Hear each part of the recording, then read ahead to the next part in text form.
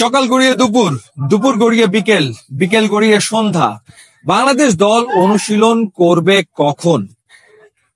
একবার আমরা জানতে পারলাম হয়তোবা 5:30 নাগাদ বাংলাদেশ দল অনুশীলন শুরু করবে, কিন্তু সেই অনুশীলন শুরু করতে করতে স্থানীয় সময় বেজে গেল রাত 8টা এবং ততক্ষণে ভারতীয় দল তারা তাদের অনুশীলন শেষ করে বেরিয়ে চলে গেছে। এবং ভারতীয় দল অনুশীলন করেছে কোথায়? একেবারে ভেন্যুতে, যেখানে খেলাটা হবে, অর্থাৎ জওহরলাল নেহরু স্টেডিয়াম, যেটা আগে পোলো গ্রাউন্ড ছিল, সেইখানেই তারা আসলে প্র্যাকটিস করেছে এবং গতকালকেও তারা সেখানে প্র্যাকটিস করেছে। অর্থাৎ ভেন্যুতে তারা ব্যাক টু ব্যাক দুটো দিন প্র্যাকটিস করলো এবং সেই ক্ষেত্রে বাংলাদেশকে প্রথমে স্থানীয় একটা বিশ্ববিদ্যালয়ের মাঠে অনুশীলন করার ব্যবস্থা করে দেওয়া হয়েছিল এবং আজকে এই স্টেডিয়াম সংলগ্ন যে টার্ফ, সেই টার্ফে বাংলাদেশ দল অনুশীলন করতে পেরেছে।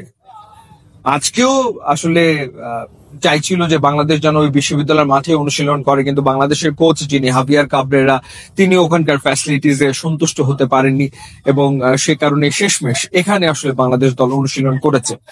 তো মূল ব্যাপার হচ্ছে যে আমরা যখন এখানে আসি, এখন তো ফ্লাড লাইটের আলোয় সবকিছু চকচক করছে, তখন আসলে অন্ধকার ছিল। মূল ব্যাপারটা হলো যে বাংলাদেশকে যত রকম ভাবে আসলে অন্ধকারে রাখা যায় সেই চেষ্টাটাই যেন আসলে হচ্ছে। এবং ভারত দল কখন কোথায় কি করছে তারা সব একেবারে ক্লোজ ডোর প্র্যাকটিস করছে, ক্লোজ ডোর অনুশীলন করছে, সেখানে কেউ যেতে পারছে না, তারা তাদের মতো করে প্র্যাকটিস করে নিচ্ছে। সেখানেও সাংবাদিকদের প্রবেশাধিকার আসলে নেই।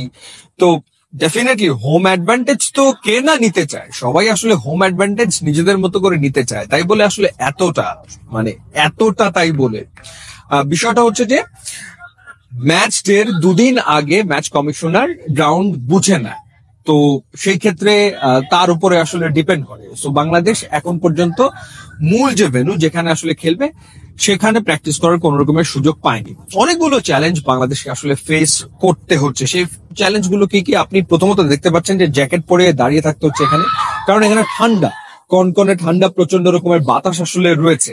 সো ওয়েদারের সাথে মানিয়ে নেওয়ার একটা ব্যাপার তো ডেফিনেটলি বাংলাদেশের ফুটবলারদের রয়েছে। আবার এই ওয়েদারটার সাথে মানিয়ে নেওয়া হামজার জন্য সহজ, কারণ লন্ডন ওয়েদার যে ব্যাপারটা, ওরকম একটা ফিল কিন্তু আসলে পাওয়া যাচ্ছে। সুতরাং এই ওয়েদারের সাথে কেউ যদি বাংলাদেশে মানিয়ে নিতে পারে, সেটা আসলে হামজা চৌধুরী।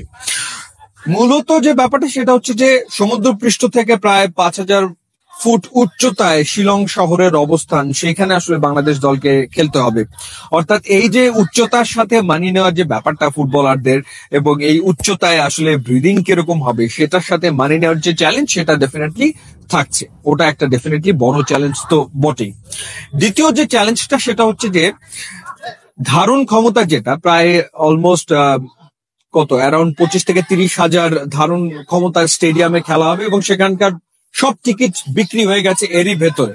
অর্থাৎ পুরো হোম ক্রাউডকে সাথে নিয়ে আসলে ইন্ডিয়া মাঠে নামছে বাংলাদেশের বিপক্ষে। তো সেটা আর একটা চ্যালেঞ্জ, যে এই যে ক্রাউডের যে প্রেশার, সেটাও বাংলাদেশকে সামলাতে হবে। আর একটা ব্যাপার সেটা হলো যে এখানে ইন্ডিয়া বেশ লম্বা সময় ধরে অবস্থান করছে। তারা মালদ্বীপের বিপক্ষে একটা অনুশীলন ম্যাচ খেলেছে, যেই ম্যাচটা তারা আসলে 3-0 গোলে জিতেছে। সুতরাং এখানকার হাওয়া বাতাস, জল কাদা ঘাস সবকিছুর সাথে তারা খুব ভালোভাবে পরিচিত হয়ে গেছে, কিন্তু সেই জায়গাটাতে তারা চেষ্টা করছে বাংলাদেশ যাতে করে এই সবকিছুর সাথে খুবই অপরিচিত থেকে ম্যাচটা খেলতে নেমে যায়। তো এই চ্যালেঞ্জ গুলো আসলে বাংলাদেশকে ফেস করতে হচ্ছে এবং ফেস করেই বাংলাদেশকে লড়াই করতে হবে ভারতের বিপক্ষে। দেখা যাক সেই লড়াইটা বাংলাদেশ আসলে করতে পারে কিনা। ইউটিউব ইনস্টাগ্রাম লিঙ্ক আছে, আপনার যোগ দিলে খুবই খুশি হবে। Thanks for watching.